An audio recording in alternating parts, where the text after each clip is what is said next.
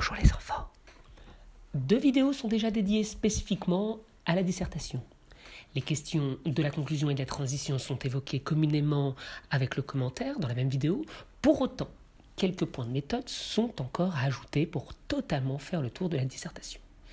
Dans cette vidéo, il s'agira donc de faire le point sur l'introduction qui, vous le verrez, ne diffère pas beaucoup de celle du commentaire, mais qui connaît tout de même quelques spécificités qui justifient qu'elle soit traitée à part et qu'elle fasse l'objet d'un exemple. Bon, je rappelle que l'introduction étant votre premier contact avec votre correcteur, il paraît nécessaire qu'elle soit soignée.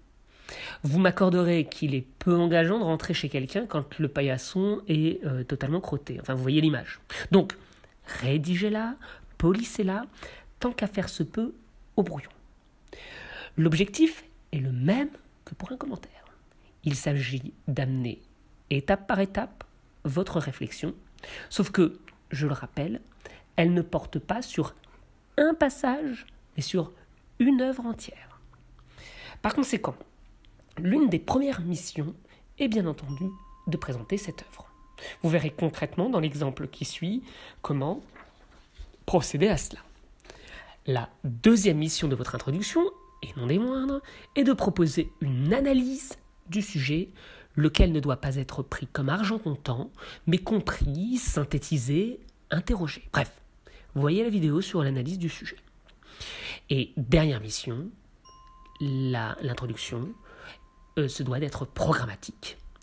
Elle programme la suite de la démonstration et donc annonce le plan. Alors voyons tout de suite un exemple. La dissertation qui va nous servir de support porte sur les fleurs du mal de Baudelaire et le sujet repose, comme vous le découvrez, sur une citation de l'auteur. Dans ce livre atroce, j'ai mis tout mon cœur, toute ma tendresse, toute ma religion travestie, toute ma haine. Sans entrer dans les détails de son analyse, voici la problématique qui a été retenue et qui découle de ce sujet. Comment la poésie permet-elle de sublimer tous les états intérieurs du poète? Alors, allons-y et rédigeons l'introduction. Le plus simple est de tout de suite poser les bases et donc d'introduire l'œuvre en question. Ne vous lancez pas dans un trop long exposé, mais choisissez plutôt un angle précis qui vous permet à la fois de délivrer les informations essentielles et de glisser sur le sujet.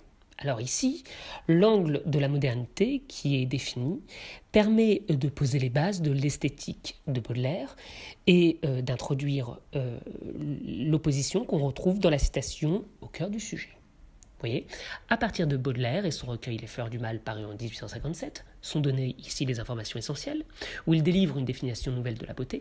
On considère que la poésie entre dans une nouvelle ère, celle de la modernité. Tel un alchimiste, le poète, par son art, métamorphose toutes les formes de réalité. Il a ainsi le pouvoir de transformer un spectacle clé, banal, en une œuvre belle et sensible. Bon. Puis, j'enchaîne avec un exposé et une analyse du sujet. Quand la citation est longue, au lieu de la recopier bêtement, il vaut mieux la découper pour s'attarder sur les termes importants. C'est ce qui a été fait ici. Vous remarquez, on s'est arrêté, on a tronçonné, si j'ose dire, en gardant les termes importants, le terme d'atroce, l'idée de l'accumulation, tout mon cœur, toute ma tendresse, toute ma religion travestie. Alors, cette phase de l'introduction est la plus importante car c'est là que tout se met en place, que tout se joue, si j'ose dire. Vous devez à la fois expliquer et définir les termes du sujet qui vous semble les plus importants, mais en même temps les mettre en perspective, voire les interroger afin de prendre du recul et de permettre à la réflexion de germer. Pour le dire autrement, vous devez soulever des sous-entendus afin de, premièrement, montrer que vous les avez compris, que vous les avez vus, et deuxièmement, afin d'orienter votre propre réflexion. Alors, c'est pas facile, je le sais, mais là, il va falloir vous débrouiller. Je vous rassure, le plus gros est fait. la suite est plus traditionnelle, disons. Vous posez la problématique qui semble s'imposer. Alors ici, on pourrait alors nous demander dans quelle mesure la poésie peut permettre de sublimer tous les états intérieurs. Ensuite, vous annoncez votre plan. Seulement les grandes orientations, c'est-à-dire les parties. Les transitions se chargeront de préciser les sous-parties. Alors, vous voyez ici, pour cela, nous aurons à définir les différents sentiments qu'elles peuvent permettre de fixer. C'est le grand 1. Pour nous demander ensuite comment elle se charge de les mettre en mots et en musique, c'est le grand 2.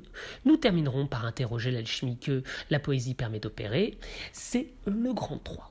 Bon, alors je résume. Si vous en souvenez à l'introduction de commentaires, adoptez la méthode fameuse de l'entonnoir. Eh bien, on peut dire pour la dissertation que la méthode est celle du sablier. Vous partez du plus large avec l'œuvre, vous resserrez votre champ avec le sujet, une sorte de nœud, de goulot s'opère, c'est la problématique, et à partir de ce point, vous ouvrez vers votre plan et votre réflexion. Un sablier, quoi. D'ailleurs, n'oubliez pas que le temps s'écoule vite et qu'il ne faut pas passer plus de, disons, 15 minutes, 20, sur la rédaction de l'introduction. Bien, vous savez tout pour introduire vos dissertations. Introduisez pour bien disserter.